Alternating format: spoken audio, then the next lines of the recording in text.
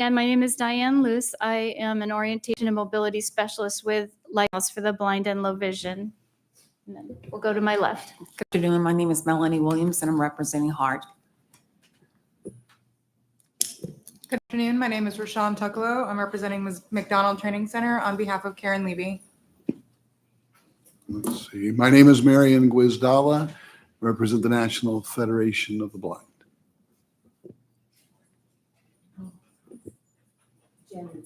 Board member. Good afternoon, I'm Lynn Hunt, board member. Good afternoon. I'm Angela Pay. I represent HART as a deputy attorney. Good afternoon. My name is Carmen Lebu, Hillsborough County ADA officer. Good afternoon. My name is Raquel Pancho, the ADA coordinator for the city of Tampa. Good afternoon. My name is James Secor, Director of Paratransit for HART. Good afternoon. I'm Sean McCarthy, Chief Operating Officer, HART. Okay. Thank you, everybody. Okay, this brings us to the public comment section of the agenda. The HART Legal Counsel, Ms. Pei, you are recognized for a statement. Thank you, Madam Chair. As a reminder, this section of the meeting is dedicated for the public to provide comments. We ask that the committee members hold all discussions on public comment until the roundtable discussion on old or new business of the agenda. Each speaker has 3 minutes to speak, which will be monitored by staff. As such, staff, please proceed with facilitating the public comment section.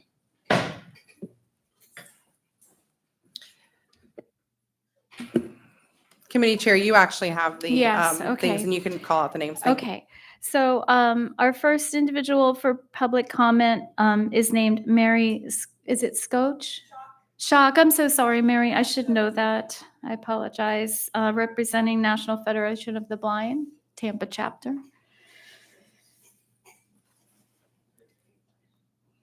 Where I'm supposed to be? Okay. All right. My name is Mary Shock, and I have already spoken to Sherna Wilburn about this. Also, I've spoken to Brendan Love of Yellow Cab. Yellow Cab drivers need to attend the HART training. Now, the excuse has been that they are contractors and they cannot be forced to be trained. I'm a contractor for Grow Therapy, and I will tell you I've taken many trainings free of charge to be a contractor for that organization. I will say I have ridden in those vans, those cars a couple of times. Twice I have gone over a mile before I had been able to get my seatbelt on, because they do not wait until you have your seatbelt on. I have been grabbed. My cane has been grabbed. The last time I finally got the cab driver to pull over after we were about 2 miles away from my house, and because I did not have my seatbelt on. I asked him as he got out and opened my door to let me out so he could look at the situation, and he refused to let me out as he leaned over me and laid on me to see what the problem was. Then he said the seatbelt was down in the seat, and I said to him, "Let me out." And he would not. And then he goes and he is groping down in the seat next to my right hip. He has been suspended. However, he needs training, as all of their drivers need training. Thank you. Thank you very much. Okay, thank you, Mary. Our next speaker is Miss Debbie Malone with National Federation of the Blind. Thank you very much for your attentiveness. I also have some issues with Yellow Cab. I'm legally blind, and I have my guide dog. Several times I've gone to get in the cab, and the driver has said to me, "Go back in your house and get a towel to put under your dog." It's not even once or one driver. It's happened several times, and I just refuse. I said, "No, I'm not going to have something else I need to carry.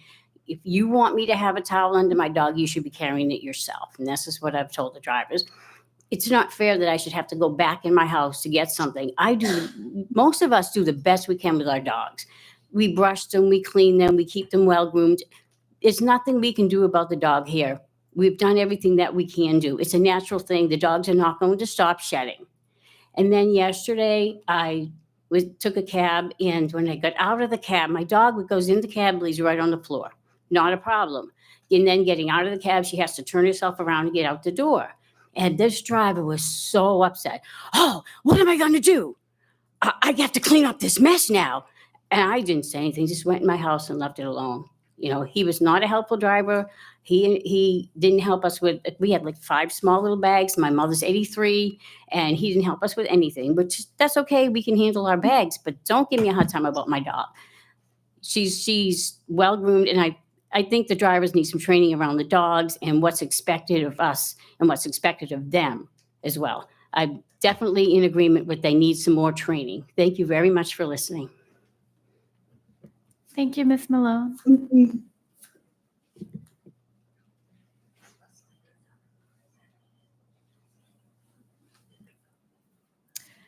Okay, before we continue, I just want to recognize Ms. Rosa Velasquez is present online with us from Hillsborough County Sunshine Line. Thank you, Danielle. Okay.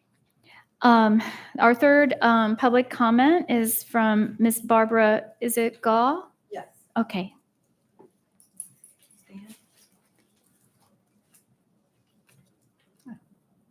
Good morning. Morning. This is about weekend trips on HART Plus on the van itself.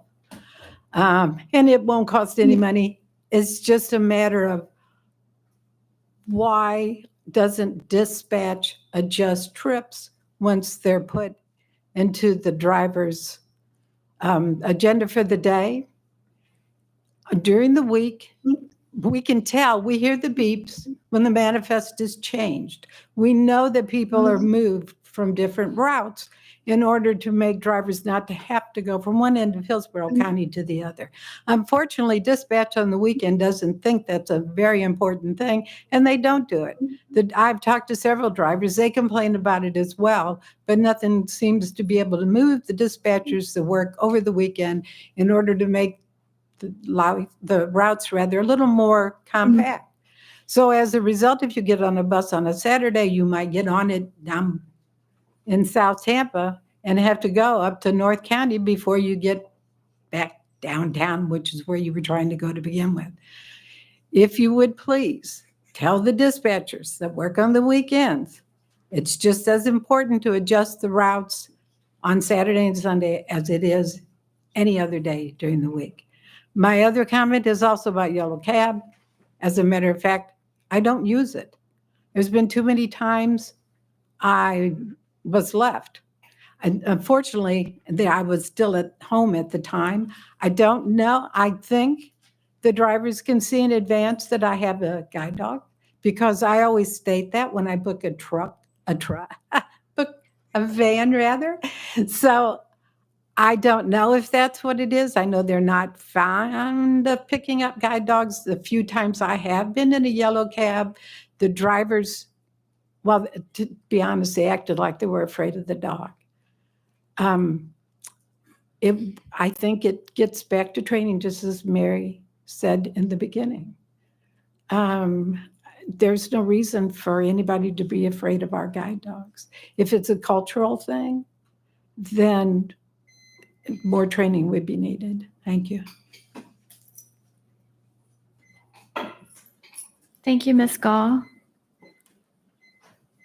Okay, our next public comment is coming from Ms. Taskney Mitchell.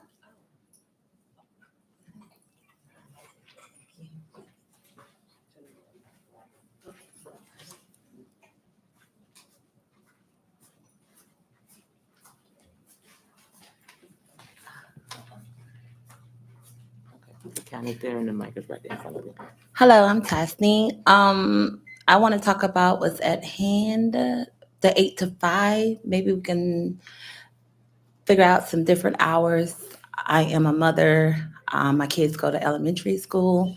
I have to walk them in and everything. I leave my house at 6:20 in the morning. The cabs don't start till 8 a.m. I need cabs on the weekends, or I'm utilized every transportation possible. Sometimes I'm in and out the store, sometimes not. Sometimes I have to wait with 2 kids for 2.5 hours. I think that we should play around with the time a little more, give some of our HART drivers a break, because I know they've been overworked and everything with everything that's going on. So basically, let's make the hours a little more flexible for us independent people that likes to get up and go and don't ask people for anything. I mean, yes, they need training. Yes, they need other things, but we need to be more independent, and that's what y'all asking for, and that kind of helped us a little bit. So could they play around with the hours a little better than what they have been and give the drivers a little break, because y'all burning them out. No offense. So that's what I wanted to comment about, and hopefully y'all listen. So thank you. I do have a clarification, if you don't mind. Oh, go ahead. You said from 8 to 5. Is there a specific area or something that you're referring to? 'Cause 8 to 5. It's 8 a.m. to 5 p.m. that the cab drivers running through Monday to Friday. Weekends, they don't run at all. Okay, thank you so So- much. I just wanted to get the clarification around what you were referring to for 8 to 5. Yes, Thank ma'am. you. No problem. And that question came from Miss Melanie Williams on the committee. It's okay. Yeah. Okay. Next public comment is it for Bia? Drator, is that correct? Drayton. Okay. Hello, how are y'all today? First time speaking. I'm here on behalf of the Yellow Cab service also. We need to put the service back the way it was. I appreciated it then because I see after my mom, and the weekends usually be mine. And if something goes on with her on the weekend, I can call up the same day travel. I can get to her, and I can stay there at 8 or 9 o'clock at night. But now that the service has been changed to Monday through Fridays, there's no weekend with mamas if needed. She don't understand that. I try to tell her, I said, stuff changed, mom. It's changed. There's nothing I can do about that. Then you have the Monday through Friday only. So if I needed to do something after I hung out with mom all day, Monday through Friday, then the Yellow Cab service is not there for me if I need to do something from 6 to 8 or 9 p.m. I also spoke to a couple of other folks who was not able to come here, and he specified that he travels. He needs the HART van and the Yellow Cab. He travels at 6929 301 South Riverview. And this is on his Sunday for church. He said he's not able to do it because you took away the Yellow Cab. We also spoke to another lady who has no transportation. And when she needs to go to a food bank, when she sees it either on TV or Facebook or someone calls her up, you can't call HART Van because they don't do same day service. The same day service is with Yellow Cab. So she's not able to go out and get that food bank for her family if needed. So I personally will appreciate if you all can bring back the service that we had. You found the budget for Route 1 to run to 2026. Find the budget to come back to the cab service. I appreciate you and thank you very much. Thank you, Ms. Drayton. Okay, our next public comment is from Mr. Tristan Hunt.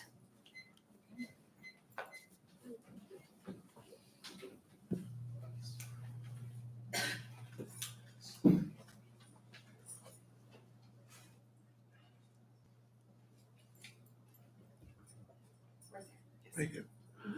Good afternoon. I'm kind of tagging along with the last women who spoke about the HART Plus service.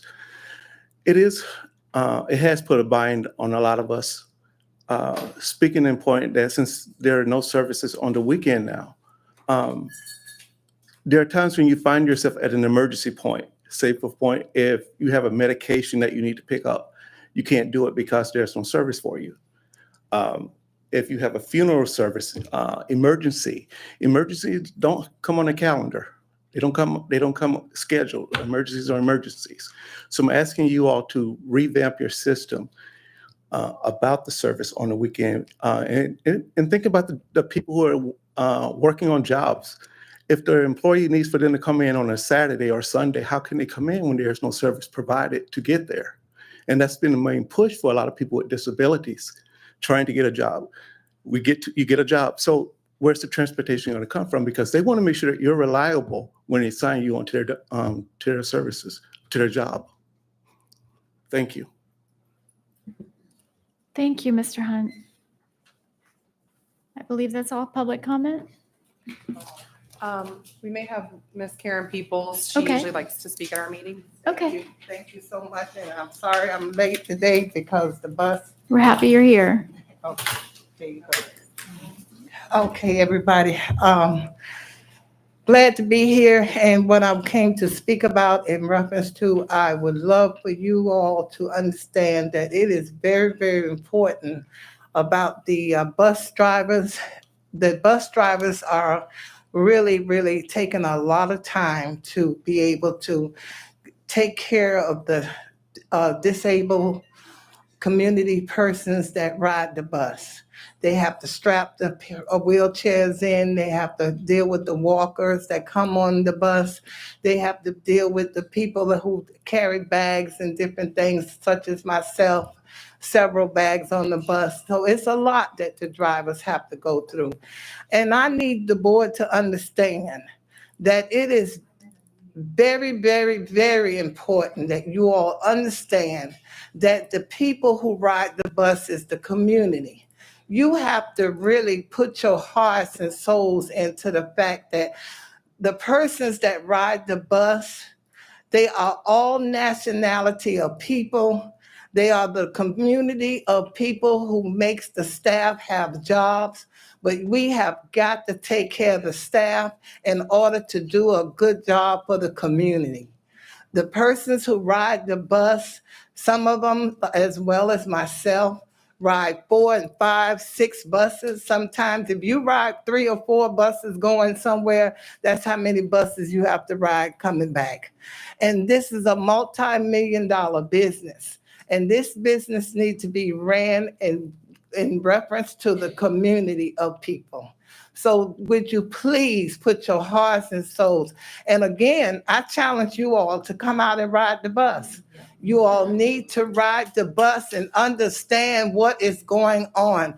You should not sit on the board as board members and never get on the bus. And I'm not saying take a bus for 1 hour, take several buses. It should be a mandatory item that you all have on your agendas as to ride the bus as you all are board members. And I tell you that it gives me great pleasure to be, it's 17 months now, but it gives me great pleasure to come down here and speak before you. I'm going to always come with respect. I'm always going to come humble, but I'm a very smart woman, so I'm never going to stop. Thank you so much. Thank you, Ms. Peoples.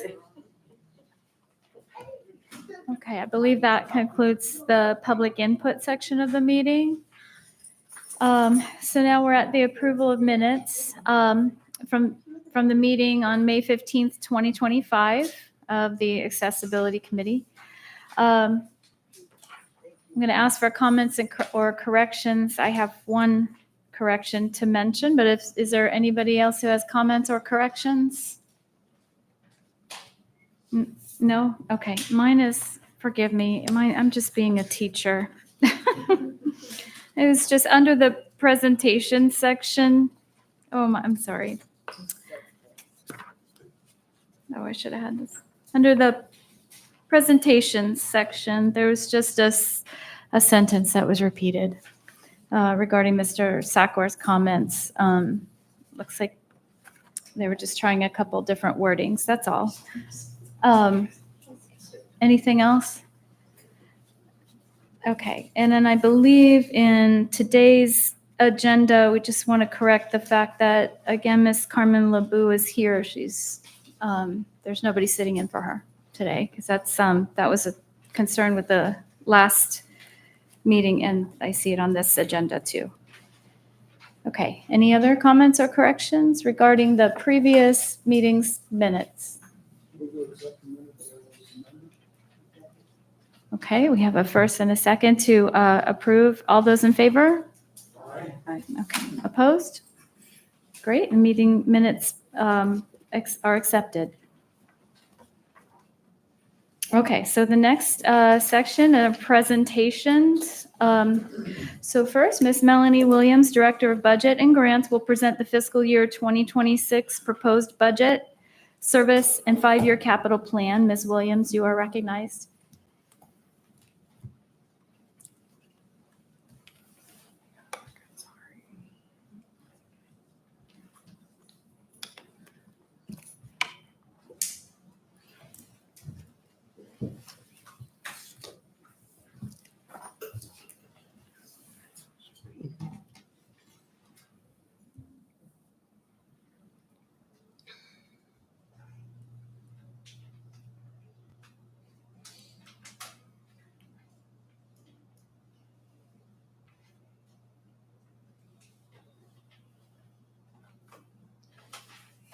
Okay.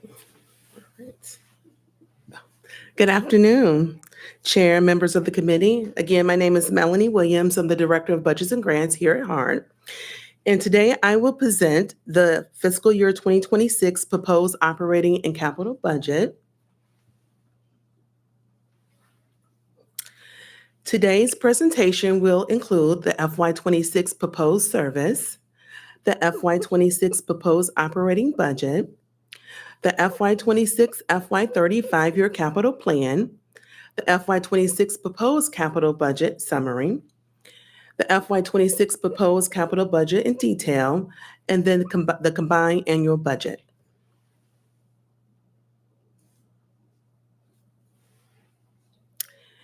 This is the FY26 proposed service for all 3 modes, including the fixed route, the paratransit, the streetcar.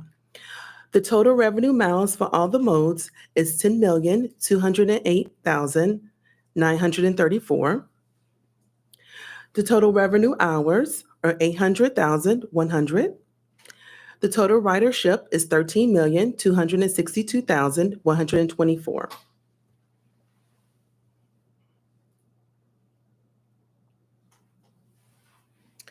The next 2 slides that I will present is the operating budget summary. This slide is the operating revenues. For FY26, the proposed budget for revenues is $126,420,186. Included in the slide is you'll see the FY24 actuals, the FY25 budget, the FY25 amended budget, along with the plan for FY27 and 28.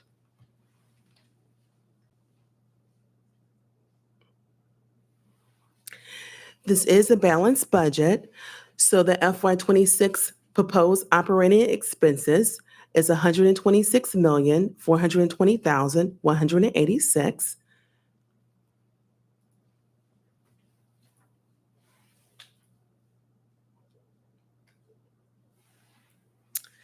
Next, you have the 5-year capital plan. The total 5-year capital plan is $328,969,504. The first year of the capital plan is the capital budget. So the FY26 capital budget is $74,187,938.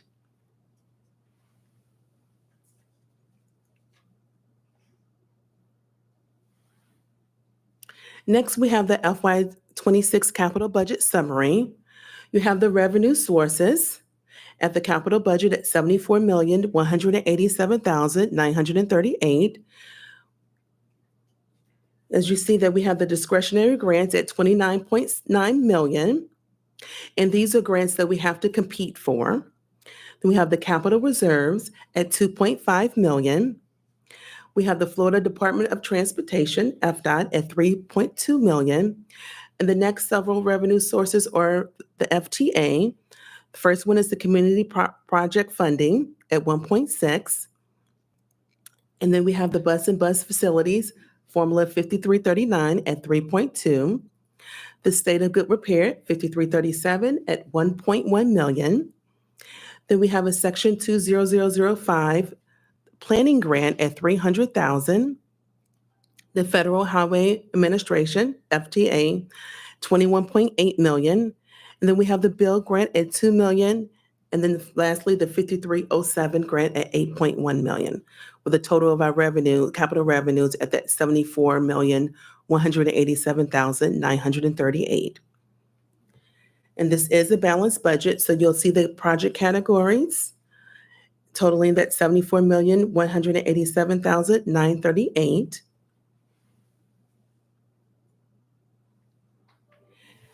The next line is the capital budget in detail for the different categories. The first category is the vehicles and maintenance, and that totals 30,266,299. And it shows the list of the capital projects.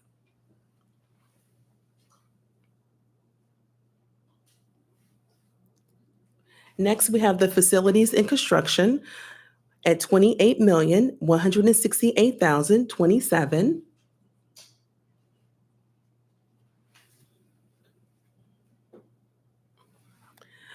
The total for technologies is 6,228,391.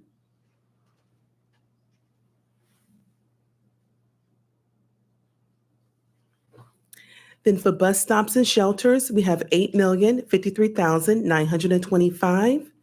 For planning and studies, we have 500,000. Safety and security at 971,296, with a total of 74,187,938.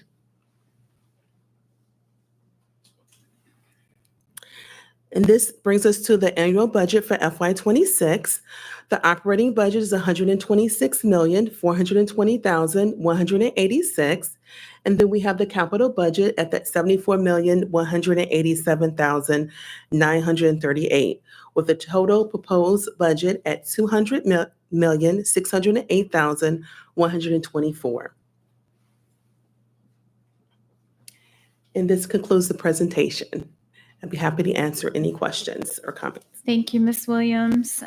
Does the committee have any questions? None? Okay, thank you, Ms. All right, Williams. thank you. All right. Mr. James Sackord, the Director of Paratransit, will present the final presentation for today, HART Paratransit Service. Mr. Sackor, you are recognized.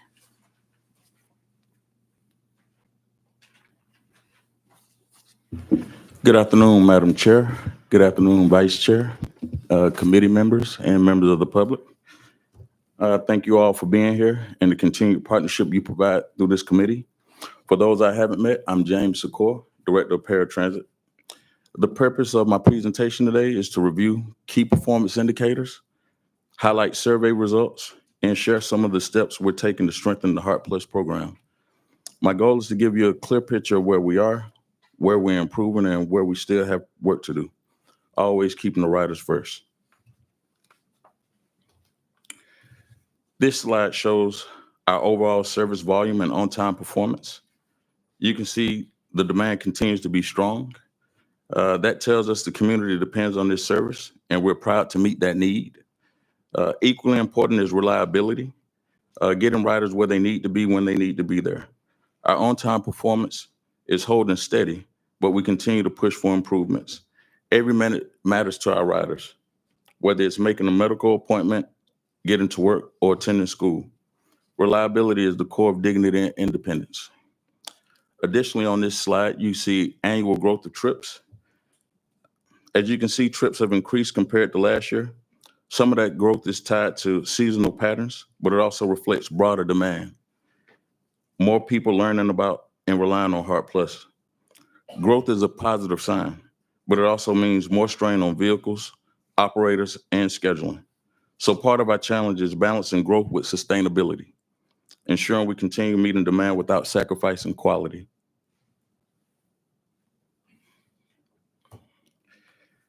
This next slide, we're looking at ride times. The ADA standard allows for shared ride trips, and we monitor closely to make sure ride times remain reasonable. Our averages are well within acceptable limits, which shows we're doing a good job of balancing efficiency with rider experience. We do see occasional outliers, longer trips caused by traffic or routing, but those are the exception, not the rule. We're always analyzing patterns to make sure ride times remain fair and equitable.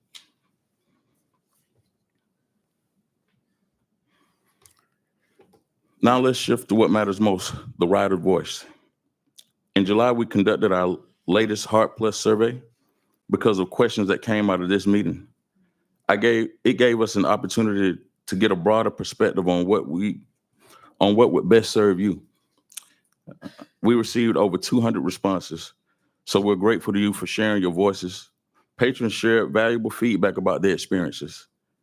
We learned out of the responses we received, 42% use HART Plus 1 to 2 days per week, and 28% use HART Plus 3 to 4 days per week. Most of our respondents use HART Plus for medical appointments. However, the survey identified the services used for everyday life. This next slide is about the awareness of reservations. Our respondents unanimously told us they are aware of the reservation hours being 8 a.m. to 5 p.m. and that reservations can be made up to 72 hours in advance. This shows that our riders are well informed about the basics of how to schedule trips, which is an important foundation for service access. Next, we're looking at satisfaction with trip booking process. This slide focuses on satisfaction with the trip booking process. Overall, 77% of respondents said they were either satisfied or very satisfied. About 14% were neutral, and another 14% reported being dissatisfied or very dissatisfied. This tells us that while most riders are happy with the process, we have an opportunity to dig deeper into that 14% who are not satisfied to better understand what isn't working for them and how we can make improvements.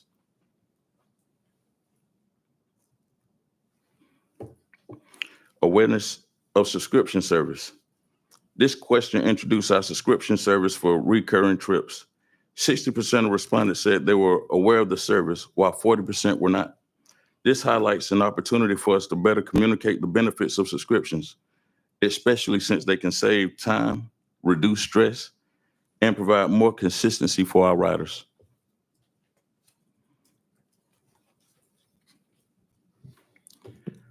One of the main reasons, I apologize, this next slide is reservation hours and window extension. One of the main reasons we conducted this survey was based on a request raised in our last committee meeting, whether we could extend reservation hours beyond 8 a.m. to 5 p.m. We explored this internally and found that our current technology and mostly manual processes make it difficult to extend the window right now. But we did want to ask riders about their preferences if we were able to make changes. 60% said they would prefer a longer reservation window, such as 5 or even 7 days out, while 40% said no. When we asked if riders would be willing to accept stricter cancellation limits if the window was extended again, 60% said yes, and 40% said no. So while there is clear interest, there's also a balance we'll need to strike between flexibility for riders and the operational realities of scheduling. In closing, I want to thank you all again for your partnership and for the insights you continue to provide. This committee is not just an audience. We see you all as collaborators in shaping how HART Plus serves our community. The KPIs and surveys tell us part of the story, but your voices fill in the rest. With your guidance, we'll continue making progress toward a service that is reliable, responsive, and respectful of every rider's independence. With that, I'd like to open up for questions. Okay, thank you, Mr. Sakor. I have a question. So first of all, thank you for doing the survey. It's insightful. It reflects a lot of things that I feel like I know almost intuitively just through the work I do, but it's still interesting to see the responses.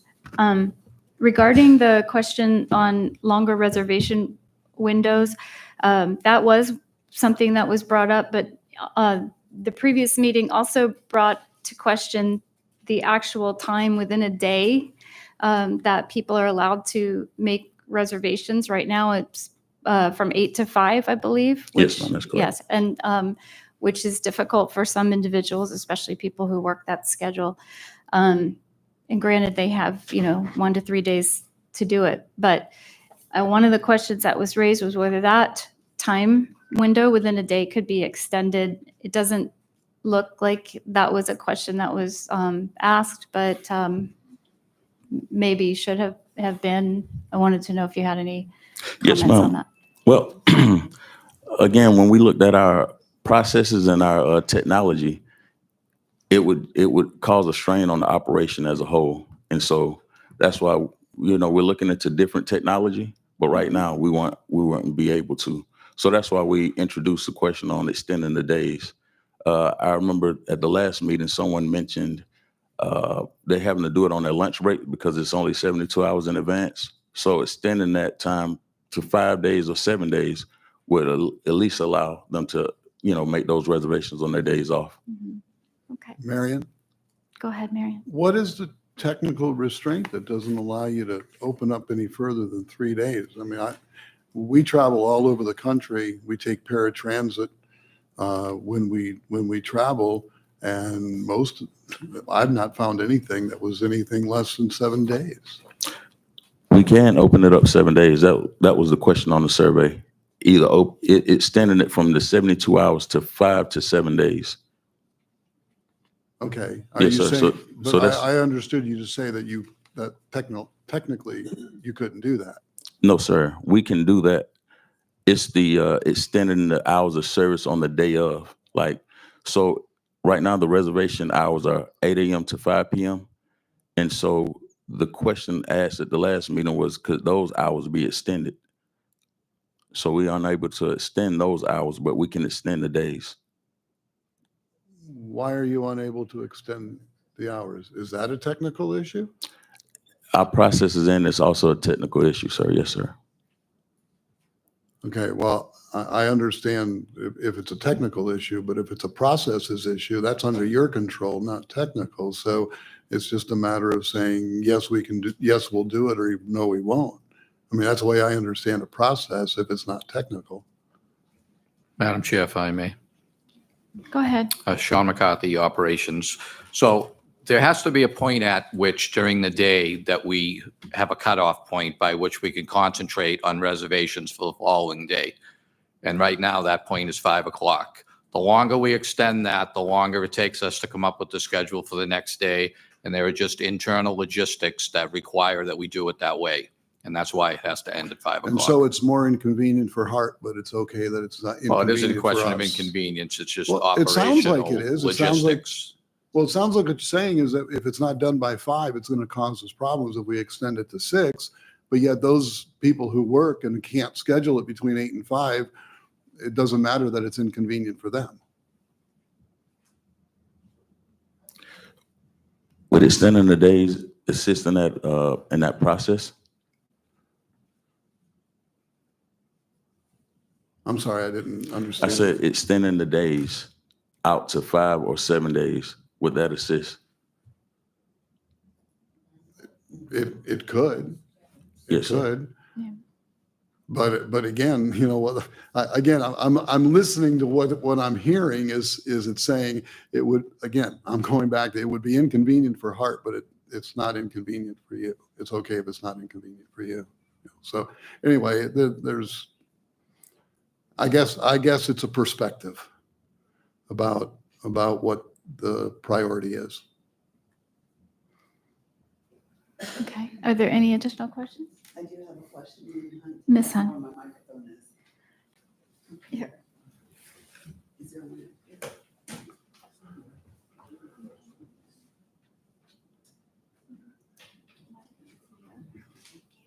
And then there's a button. You press. Oh, you're on. I knew, You're hot. okay, I knew there was, but okay, all right, I apologize. I have a question about the after 5 people who are in HART. I don't know what the reservationists or customer care reps. So I remember that last meeting we talked about that they were from 8 a.m. to 1 a.m. Is that right? Yes, ma'am, that's correct. Okay, so can you explain to me, please, what the reservationists do after 5 o'clock to 1 o'clock? I'm just curious. I guess I don't know the answer. Yes, ma'am, they take Where's My Ride calls. They take what? I'm sorry. Calls for individuals looking for vehicles and buses and whatnot. They also take complaints and things of that nature. Okay, can we cancel with them as well? Yes, If ma'am, you you have can. to, okay, Yes, ma'am. okay. Right, but you, right. Okay, thank you. Yes, ma'am. Ms. Williams. Melanie Williams. Thank you, Mr. Zucker, for your overview. And, I think it speaks volumes for you to hear what takes place in the board meeting and then go out and get feedback such as this. And, it's, I'll say that it gets kludgy when you find the information out and then it's like, what do you do first? Chicken or egg, and then you find yourself, okay, now that I know this information, what am I going to do with it? And at times you get things that happen and you're kind of stuck to say, okay, I can't fix this, I can't fix that. But what we do have to come back to is, so what are the things that we find that we can do as a result of some of this information? And so first and foremost, I applaud the quick response and involving customers and getting their information. That is, really dynamic for us to take that information. And then the other aspect is, as you look at what you have here on the table, I think sometimes we start to come up with our own solutions to figure this out. And I think as you find this I think the good takeaway for us is to say, okay, now that we have this information, what are we going to do? And what is the plan? And if the plan isn't tomorrow or next month, then what is it that we plan to do? And then some of them we may not be able to do, maybe it's a long term, but some are maybe more short term or, months down the line. And I think that's what we need to understand based on what you have accomplished here. Because we'll walk away with all of this information thinking, okay, there's nothing can be done at this point. And I just know that this team that you put together with this information, I know that there are other thoughts within your head. So thank you for the information. But the other part is, Yes, ma'am. well, get to work to figure out how do we get this information? Yes, ma'am. What do we do with it? And then I'm going to save my questions regarding the feedback that was asked in the 3 minutes. What is A it? roundtable? Yeah, 3-minute roundtables for new business. So I hope you'll hang around for us. Yes, ma'am.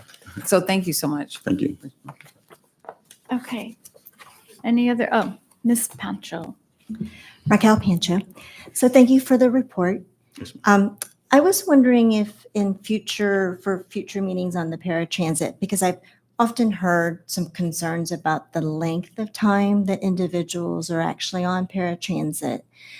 And I know that the commitment is that individuals are only riding on paratransit typically the same length of time that it would have taken for the ride on the standard bus services. Yes, ma'am.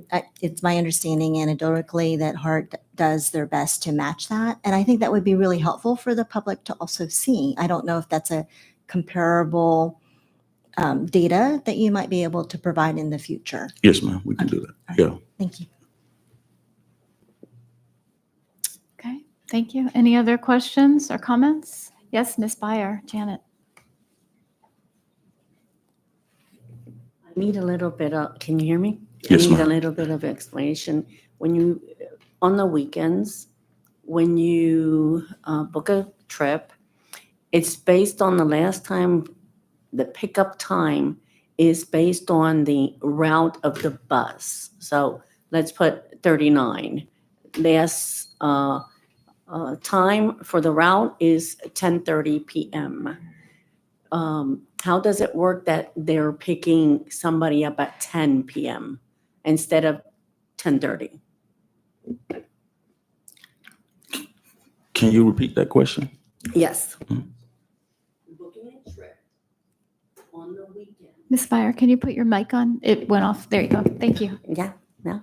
Okay. You're on. Booking a trip on the weekend, it says that it's based on the route of the bus. Yes, ma'am. So, same for example, bus 39. if the last time to take this bus is 10:30 p.m., why is it that they're picking us up at 10 p.m.?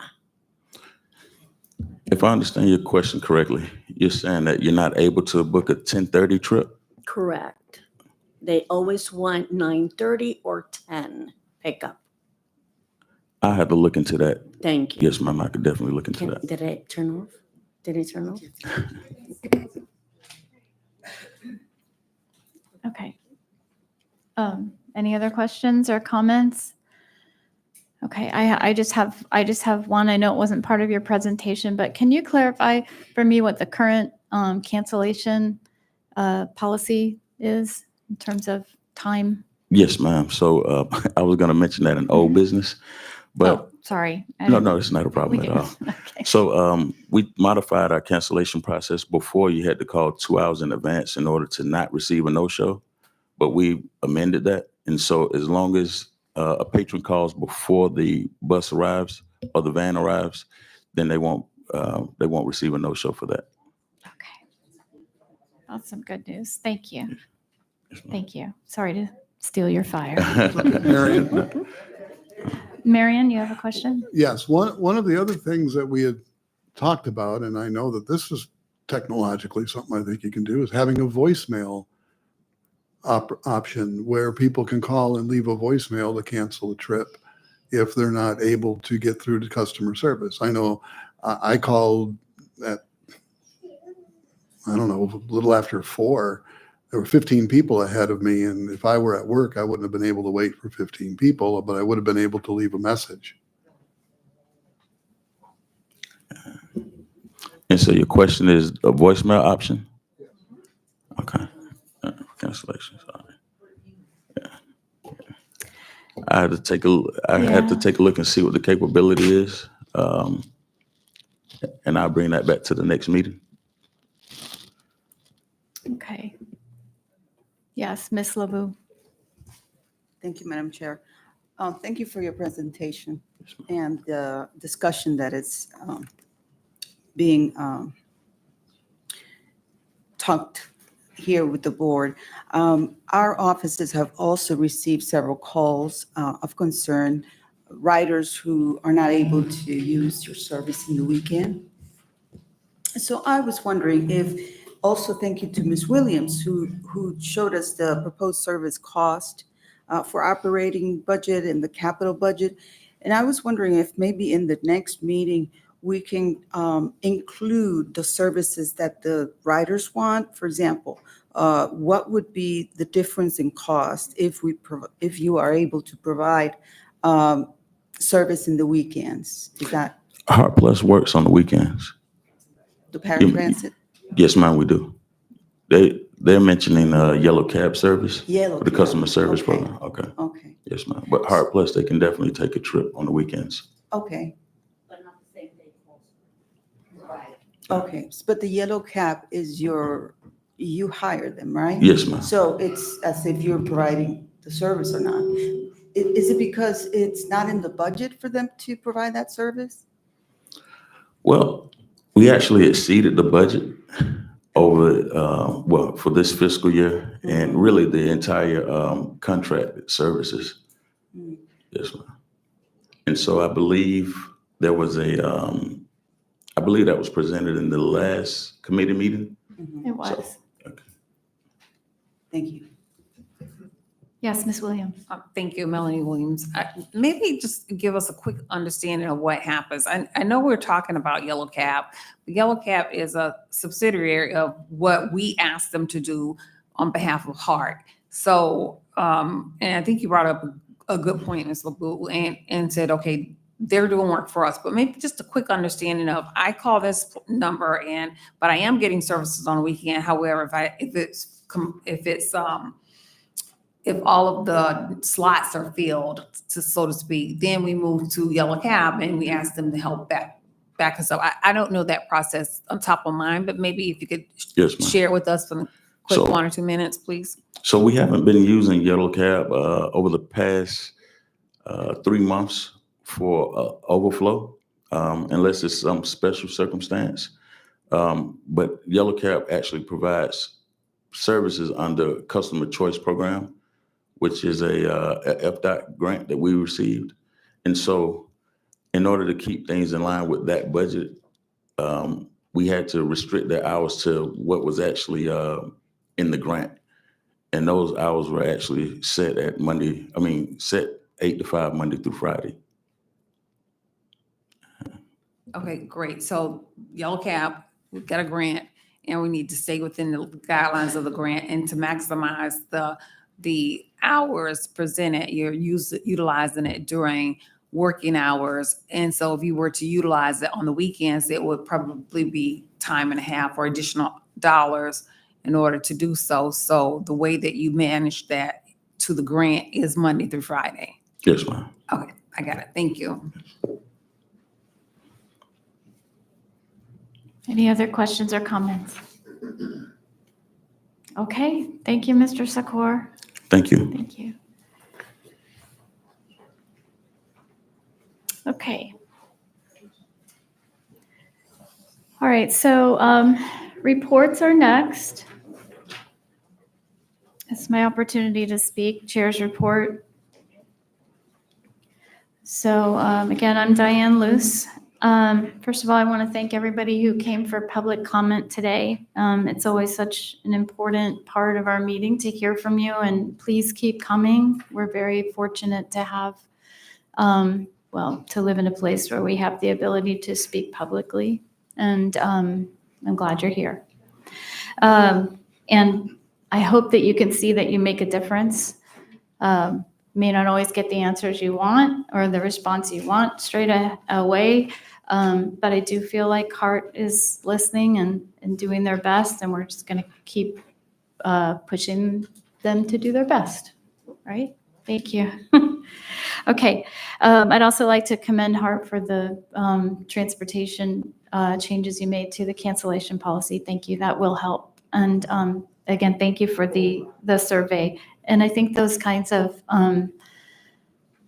actions show caring, just in the sense that you're asking questions. So I hope, that I don't know how much manpower it takes to do a survey like this, how much time or resources, but I think it's important. So I hope we can keep doing that in the future too. I just want to continue to encourage this place as an open forum for discussion, even when those opinions that we share or ideas that we have conflict. And I respect everybody's opinion here, and also the borders within which we all must function, and we have them, and everyone in this room does, and sometimes they're not meeting up. But again, as we continue to work together, I believe that we'll find a way forward for solutions. And I just want to encourage everybody to keep hope in that respect. I also want to make an offer based on one of the public comments. Again, I work with Lighthouse for the Blind and Low Vision, and so I do training much like the HART travel trainer, and it was, looking at my notes, Ms. Peoples, who suggested that board members take time to ride the bus. So I know some of you do, because it's part of the way that you get around. But for those of you who don't or never have, please reach out to me, because I would love to spend a day with you all riding the bus. That's what I do. I train individuals at Lighthouse to do that. So it can be intimidating if you've never done it before, but I would be happy to set a date to do that with all of you. And if it has to be separate dates, that's okay. So I'm offering that to the committee. So I hope you take me up on it. Okay. All right, very good.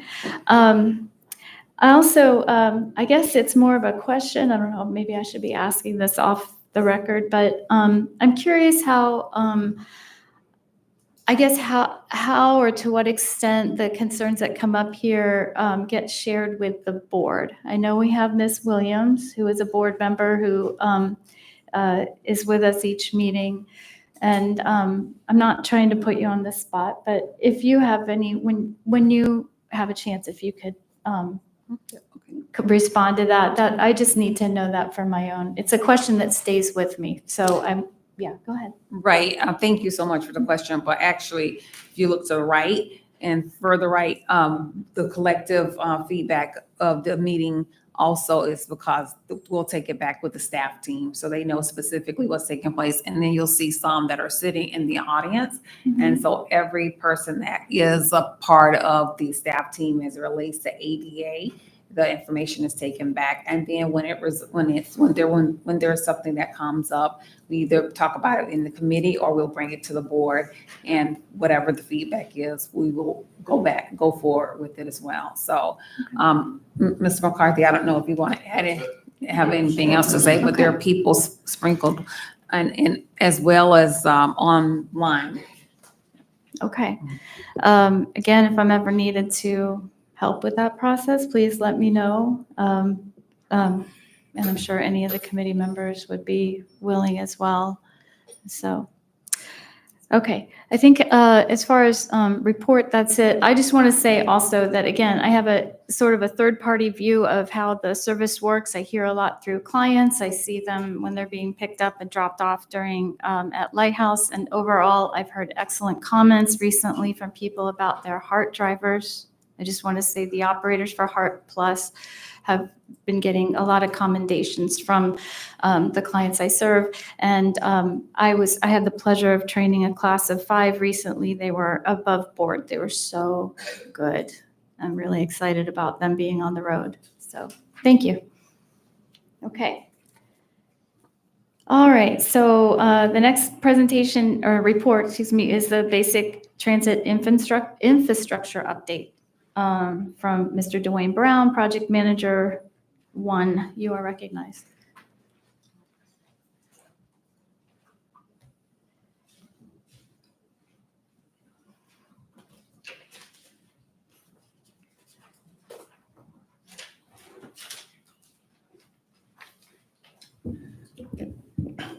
Good afternoon, everybody. My name is Dwayne Brown. I am the project manager. I'm the Basic Transit Infrastructure Program Manager here at HART, and I will be giving you guys an update this week for this quarter. Absolutely, ma'am. Excuse me. My name is Dwayne Brown. I am the Basic Transit Infrastructure Program Manager, and I will be giving you guys an update for this quarter. So it's been a very busy quarter for us. We've completed 12 bus stops in construction. We completed construction of 12 bus stops. We have one construction project that's in procurement right now.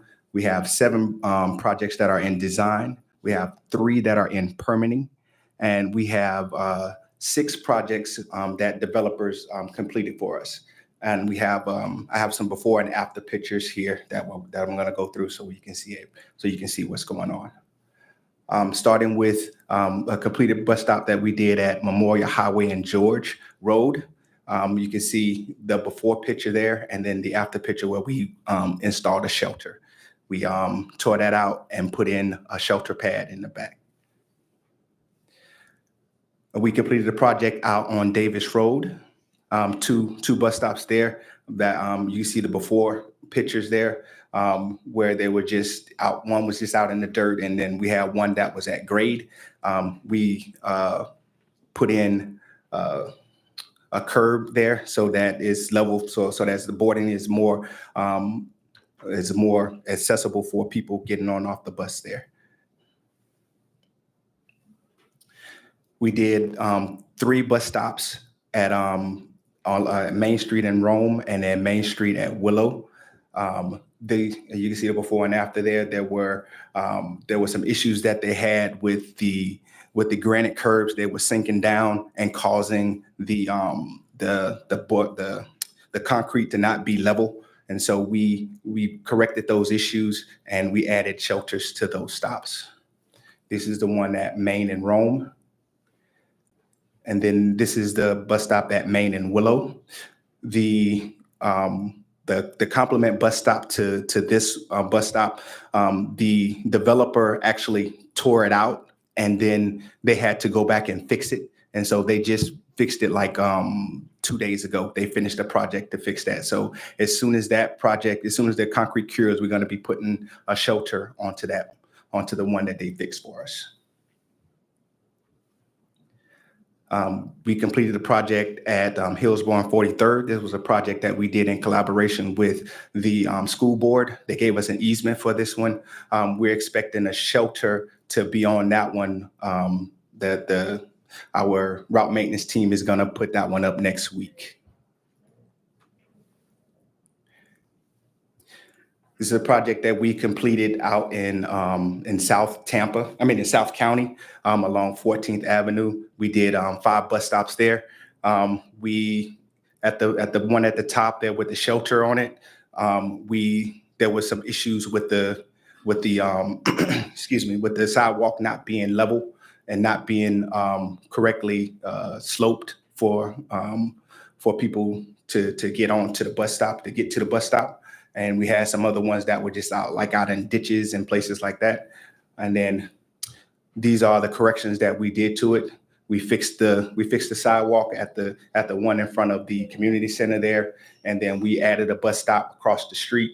And then we made landing pads for the additional bus stops there to make them so that our riders can get on board there. With developer projects, we had 6 developers. They completed projects in different areas for us, and we monitored them and made sure that they did them correctly. But this is a part of the land development code when we have developers that are out in the community and they are developing projects and they're impacting transit and impacting the area. They are required to build transit stations and provide for transit. And so these are some of the projects that they completed for us. And the one on the bottom at Kinder Street, Gibsonton at Kinder Street, the developer actually purchased a shelter, and that shelter was placed on Tuesday. So there's a shelter there now. This one is out on US Highway 41 on the Route 31. Is right near the new Walmart they just built out there. The developer, they completed the project out there and they placed a shelter for us there. And then this project was done by on Kelly Road in New Orleans, right in front of there's a high school that's there. I can't think of the name right now, right off the top of my head, but it's right in front of the high school. They completed a project for us and we placed a shelter there for them. This project was at Hillsborough on 24th. It was the old Fun Time drive-through theater there off of Hillsborough, right off of 22nd. So they built new apartments there, and they built a bus stop for us with a shelter pad, and they purchased a shelter for us as well. And so we placed that one there. These are the projects that we have in design currently.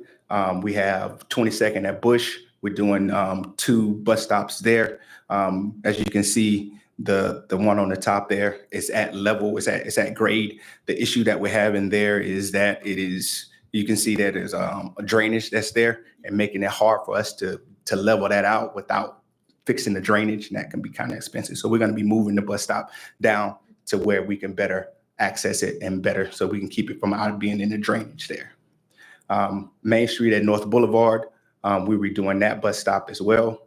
Again, there's some issues with the city likes to have the granite curbs, and the problems with the granite curbs is that they sink, and once they start sinking, it brings down the level. It makes it so that it's not level for people and the access for people who have disabilities. The Rolette Park at Waters, we're doing a bus bay there. That bus stop is not adequate for the ridership that's there. So we're going to be increasing that bus stop. 17th at Waters, Waters at 17th. This one was this one was requested by a patron for us to put in, and it was it was like a long distance between bus stops, and so we're gonna add a bus stop there so we can so that we can accommodate people there, so they don't have to go a long distance between the bus stops. Spruce Street at Marie Street. This one was requested by one of our board members requested this stop, and so we're seeing what we can do to get a shelter at this stop. Cypress at Rio Street. This is in front of McDonald's Training Center. This was requested by the McDonald's Training Center to connect the bus stop to put in an accessible path. And so we're working with Kimley Horn to do that right now, to get that designed out so we can get that in there. Bus stop at 131st Avenue and 15th Street. This was one of the projects that we're doing that was requested in this meeting by a patron who came up and had comments, and we're going to be fixing 3 bus stops there. And then the design for 21st at 32nd, that's at Al Burns Park. It's right down the street from here. This one was requested by another BOC, by one of our board members, for us to correct. And so we just received the city has given us an easement, and we started designing that project. With the shelters, we got 4 new shelters in from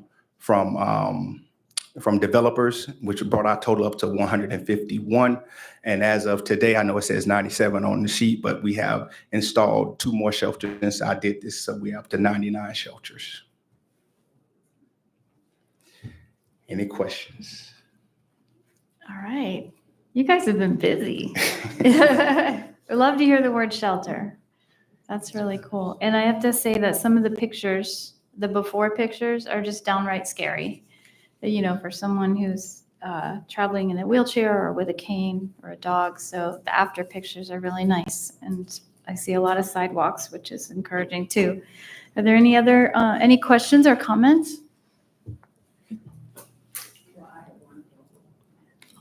And I apologize. This was Diane who was speaking. Go ahead, Ms. This is Pasa. Raquel Pancho. Thank you, and thank you for the incredible work that you're doing. It's so wonderful to see the vast improvements with the widening of the sidewalks.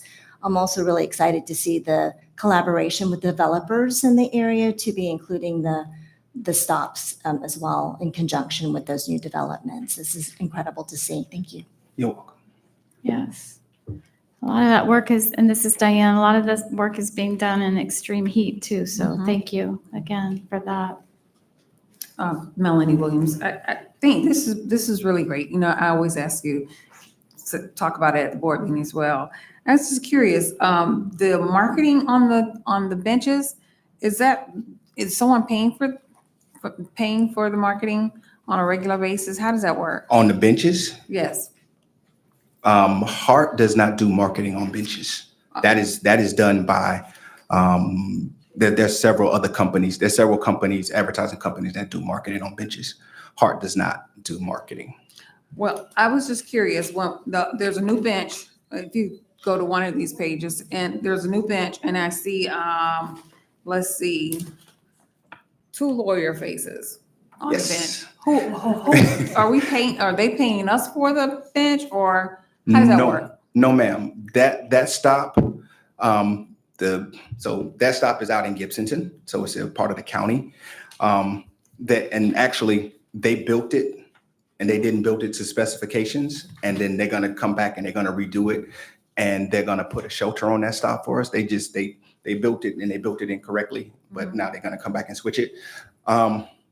So when they built it, they built it with a pad in the back, but the pad wasn't sufficient for us to put a shelter on.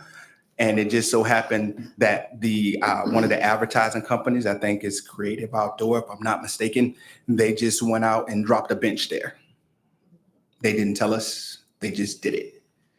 And they do that at a lot of our stops. And you see the benches that's in the grass, and then you see the benches that have the advertising on them. they usually are done without HART's knowledge or without our permission. Okay, so someone can just. So Marion? Are these, do they belong to us? The No, bench- ma'am. Maybe I'm Marion?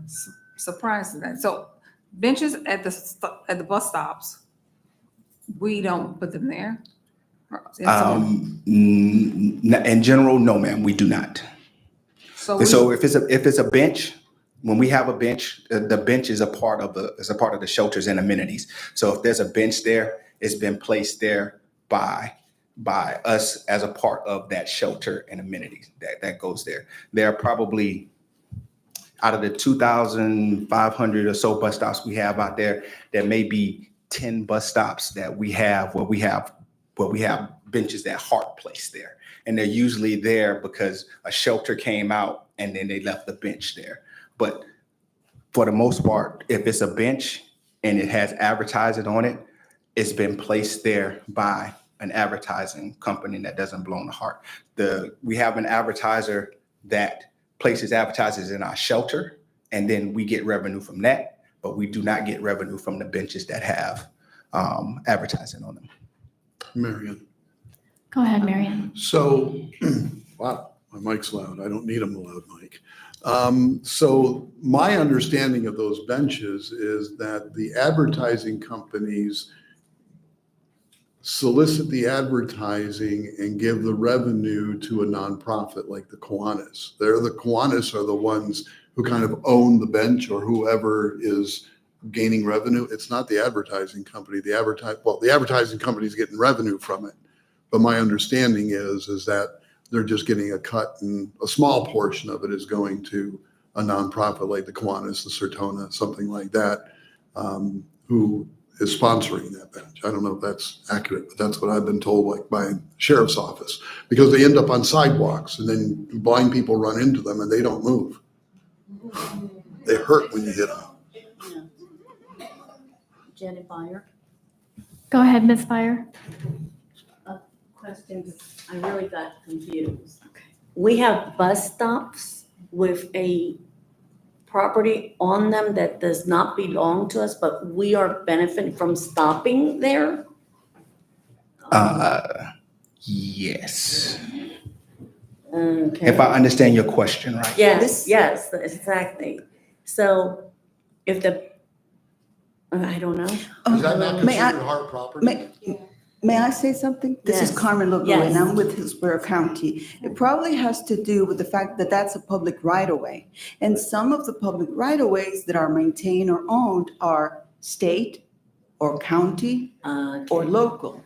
So remember, that's a property that's owned by someone, not necessarily by the county, and HART is a private entity on its own. So maybe that explains a little bit as to how those benches are permitted to be where they are. Okay. Thank you. Thanks. Okay, the chair recognizes Ms. Pancho. Hi, this is Raquel with the city. I understand, at least on city roadways, there is a permitting requirement and review for those companies to put a bench in the location. I don't know what happens with other municipalities' roadways, but I know with the city, there is a requirement. And actually, we were reviewing, a great colleague was actually establishing some parameters to make sure that we were providing access for persons with disabilities. So there's some actual specifications for where those benches can be placed. I think, Marion, you helped me with some of that feedback a while ago. So thank you. Thanks. I just was trying to get some marketing dollars, and I think the conversation went in a totally different way, but so I'll scratch that, and thank you so much for the time, Chair. I appreciate it. Find them. Not money for HART. Thank you, Carmen. Okay, thank you for the report. You're welcome. Thank you. Okay. All right, certainly. All right, so regarding the next meeting, we're at item 7. The committee will review the upcoming meeting schedule. Previously, the committee approved a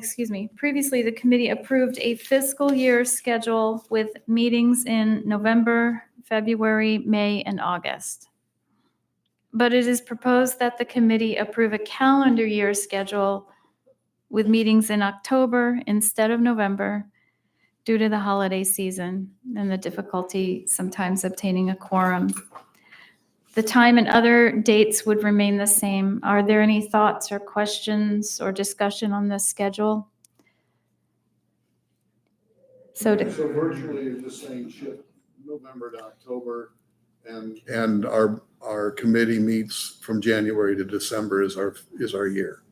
That's correct. So our next meeting would be in October. It would be October 16th. Then the following meeting would be February.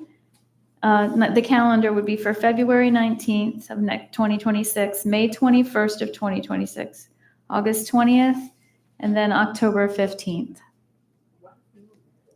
Do we need a motion? Do we need a motion, Danielle? Yeah, I think So moved. Okay, so we have a motion to adopt the proposed calendar and a second.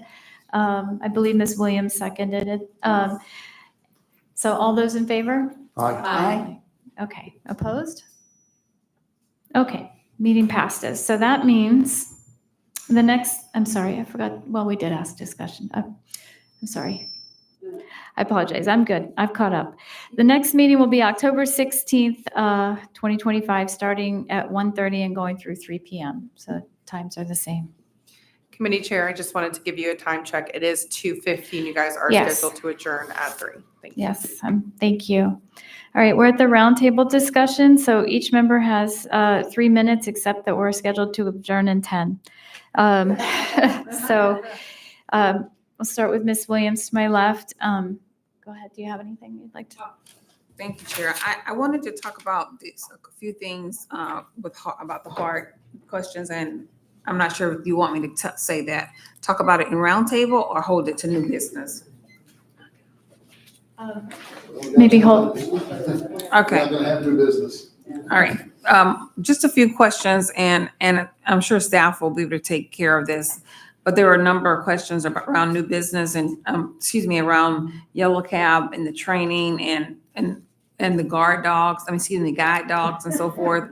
I guess that we can take that offline, just to understand what is supposed to happen or not happen. So I just wanted an update on that scenario, those things that came up.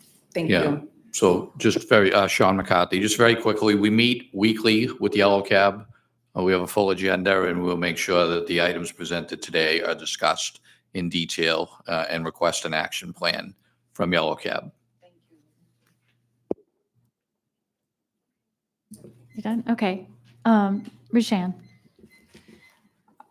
Rashawn Tuklo. The only question I have for Karen Levy is when her term is up, if you could clarify that for the next meeting. And then if her term is coming due, would we be able to move her seat to me, apply to move her seat to me? Because I will be her permanent proxy. Okay. We'll have staff respond to you on that. Thank you. We'll reach out and an email with a response. Thank you. Okay. Marion? Thank you. Am I gone? You are now. Yeah. Okay. So I sort of want to echo what Ms. Peoples and Diane have said, except I want to say that I think that, riding the bus as someone who doesn't usually really has very little value. What they need to do is they need to use the bus. In other words, riding it for a few hours does not tell you what it's like to live your life relying upon the buses and ride them for a month. Hang up your keys for a month and use the bus and see if you could live your life as you're living it now using the bus. I also want to say this, that sometimes companies, organizations, they put forth their perspective and their values by making sure that people realize that people with disabilities are welcome and they have policies and practices in place. I went to HART and the website, first of all, is still not WCAG compliant. When I'm trying to scroll through, all I do is keep hearing the banners that keep scrolling, which interferes with what I'm trying to read on the site. And it's not until I get to literally, the last link on the page says Heart for All. Now, nobody really knows very few people really know what that is. But nowhere on the site is there anything about how to get disability-related information, who is the ADA officer for HART, what is HART's policy and perspective on disability. It's not there. HART for All at the very end is all there is to deal with disabilities. And I think that is indicative of some of the things that many of us have said, and that is that accessibility seems to be an afterthought. If the site is still not accessible completely, I don't understand why that's so. And we meet and we're a committee, but I wonder, like it was asked, what value does it have of what we're doing here? Is it really getting anywhere? Thank you, Marion. Janet?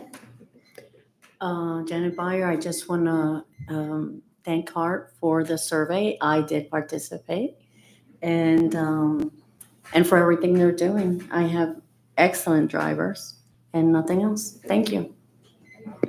Thank you, Janet. Lynn? Okay, Lynn Hunt.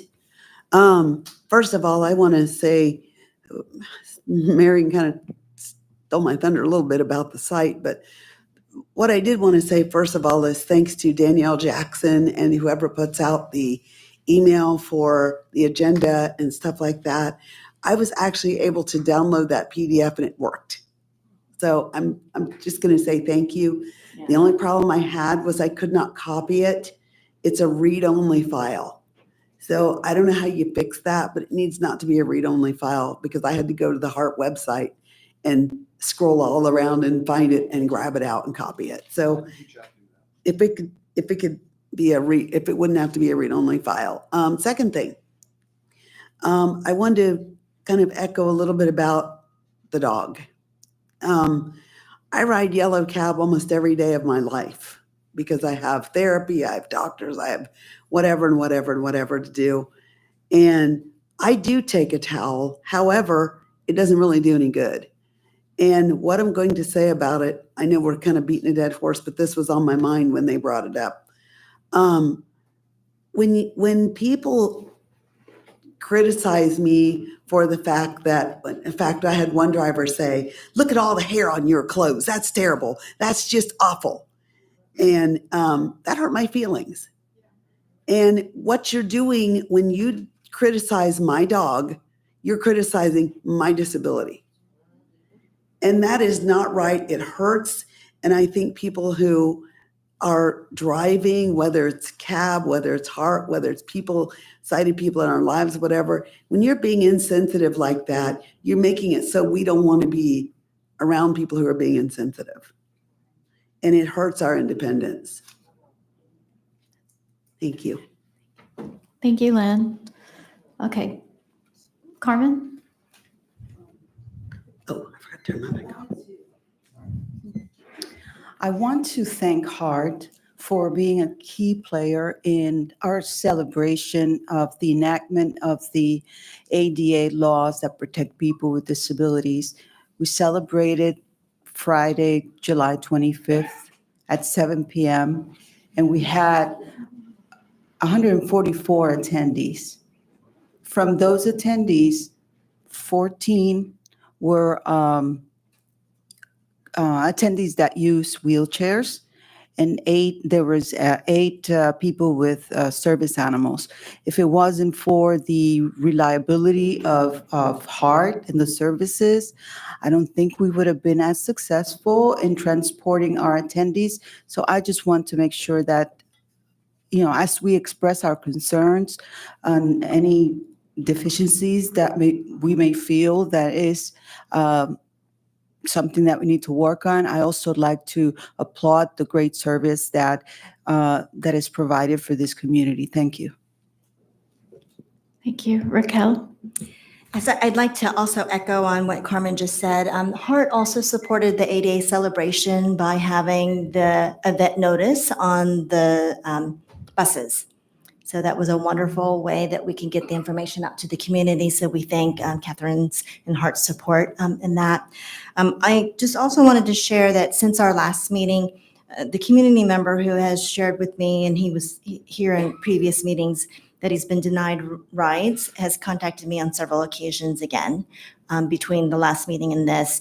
I typically will have him contact HART directly, and I know he knows how to get in contact with Catherine as well. So I'm trying to make sure that he's getting in contact directly with the appropriate channels. There's always two sides to the story, so I'm not quite sure what might be happening there, but it's the same situation where a driver has told him that they have no room for him to be able to get on to the transit. It appears from his perspective, there may be room. He's also one time was told that he had to get off the bus. And again, there's always two sides to a story, so you never know what's happening, but I just wanted to bring that to the attention. Thank you. Okay, thank you, Raquel. And then Rosa, online. Do you have any comments? Hi. Hi. Good afternoon, everyone. No comments. Thank you for having me here. Okay, thank you. Okay, is there any old business? Did you say you commented? Okay, Mr. Sikor. Yes, I wanted to bring to the committee, in the last meeting, it was a question about recertification process and doing maybe virtual or telephonic interviews. Beginning September 1st, we'll no longer require individuals to do an in-person assessment. They'll be completed either virtually or by phone. Yeah. Okay. However, for all new applicants, the in-person assessment is still required. New applicants, yes. Marion? And as far as recertification or permanent certification for people permanently disabled, I'm going to bring up my friend Cheryl O'Brien. She's 80 years old. She's been blind all her life. She's never going to get her eyesight back. Why does she have to keep getting recertified? Hopefully that's something we can continue to look at, but thank you. Apparently I didn't steal all your thunder earlier. That's good news. Okay. Any new business? Okay. All right. Well, it's time to adjourn. It's 3:01, so I officially adjourn the meeting. Thank you, everybody, and be safe. Thank you. Thank you. Thank you. We did it.